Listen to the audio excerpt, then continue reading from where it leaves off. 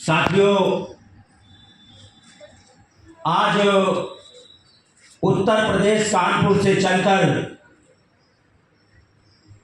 आप सभी के आमंत्रण पर हम लोग कोल्हापुर की धरती पर आए। यहाँ पर तमाम ऐसे हमारे विद्वत जन हैं, सम्मानित मंच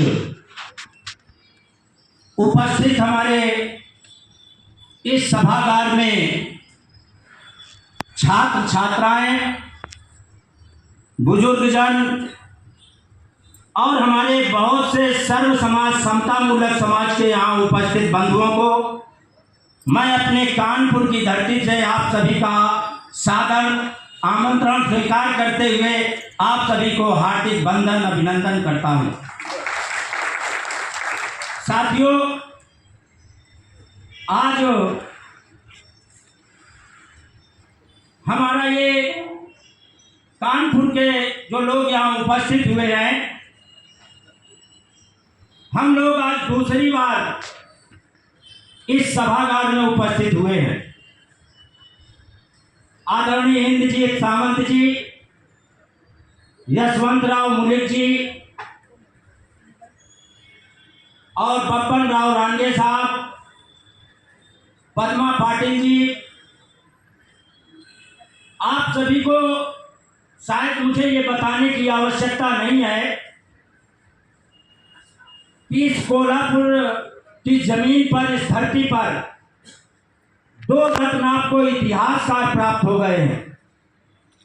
एक तो इंद्रजीत सावंत जी का आप हार्दिक वंदन, स्वागत, अभिनंदन करिए और उनके लिए जोरदार तालियां बजाइए कि जब कभी हमको साहू जी महाराज जी का चरित्र खोजना होता है, उनका जीवन खोजना होता है, उनके कार्यों को खोजना पड़ता है, तो हम लोग सावंत जी का नेट पे खोजते हैं तो बहुत बड़ा इतिहास का कलेक्शन उन्होंने कर दिया है। इतनी छोटी उम्र में ये मंच देखिए, किसी की आलोचना के लिए नहीं बना होता, माफ करिए, मैं किसी से प्रभावित होकर बात नहीं कर रहा। मेरे हृदय के उद्गार हैं जिनको हम लोग महसूस करते हैं, इसलिए मंच से हम लोग बोलते हैं।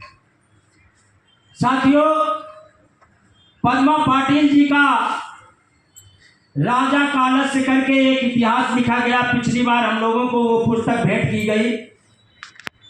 साहू जी महाराज का बहुत से साहित्य हम लोग इतना यहाँ से ले गए कि जब मैं अपनी एडवोकेट की लाइब्रेरी में लगाने को सोचा तो जब लोग हमारे यहाँ आते हैं तो कहते हैं कि आप इतनी बड़ी प्रतिमा, इतना बड़ा इतिहास आप कहाँ से लाए हैं। वास्तव में इन्हीं से प्रभावित होकर के हम लोगों ने कानपुर में 16 किलोमीटर की साहू जी महाराज की कार यात्रा निकाली। उस यात्रा में पूरे शहर में, महानगर में संदेश गया। किस बात का संदेश गया कि साहू जी महाराज के फॉलोअर हम लोगों के वंशज थे। साथियों, जैसे ही हम लोग अंदर आपके शहर में आए, हमारे साथ हमारा परिवार भी आया है।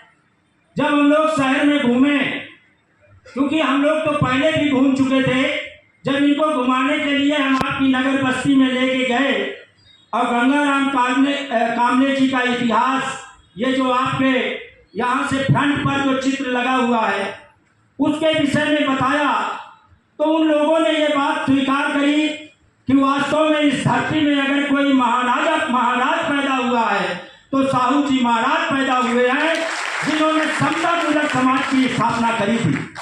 मैं देखता हूँ यहाँ पर जरा सी बात में, हम तो उत्तर प्रदेश के रहने वाले हैं, वहाँ तो जात को लेकर के लोग सरकार बना लेते हैं, धर्म को लेकर के लोग सरकार बना लेते हैं। इतना बड़ा उदारवादी नेता और इतना बड़ा समाज में, इतने पूरे विश्व में ऐसे समाज को, कुर्मी समाज को, आपके संपूर्ण समाज को, इतना बड़ा महापुरुष किसी के पास नहीं है जितने बड़े महापुरुष हमारे शिवाजी और साहू जी महाराज। आरक्षण के जनक 1920 में जिन्होंने बंधुआ मजदूरी पर लगाम लगाई थी, सामंत जी अगर मैं सही हूं तो आप कहना, तो 1902 में बंधुआ मजदूरी पर लगाई थी, जिसको भारत 1980 में लगाए।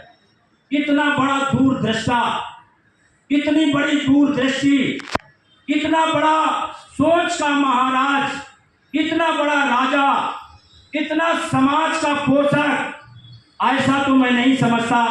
जमींदार तो अपने समाज में बहुत लोग हुए, बहुत से ऐसे खानदान हैं, बहुत से ऐसे परिवार हैं हमारे उत्तर भारत में, बहुत बड़े बड़े राजघराने हैं, लेकिन ऐसा राजा मिलना बहुत मुश्किल है।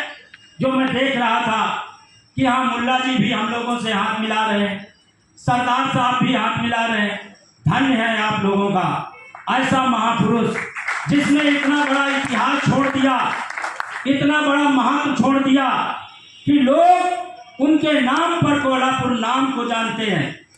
कोल्हापुर का इतिहास कोई साधारण इतिहास नहीं है। हम लोग तो खैर बचपन में जो कुछ भी पढ़ा शिवाजी को पढ़ा था, क्योंकि ये एक बहुत बड़ी, चाहे मिडिवल हिस्ट्री पे समझ लीजिए, मध्यकालीन इतिहास में समझ लीजिए, या उसके आगे पीछे समझ लीजिए, साहू जी महाराज को किताबों में कम उतारा गया, साहित्य में कम उतारा गया है।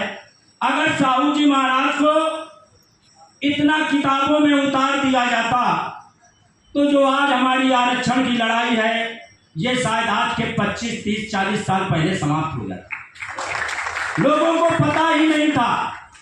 आज जो भी भारत के प्रधानमंत्री विश्वनाथ प्रताप सिंह जी ने साहू जी महाराज से प्रभावित होकर के ही उन्होंने हमारे घाटमपुर में, कानपुर में एक तहसील है, उन्होंने साहू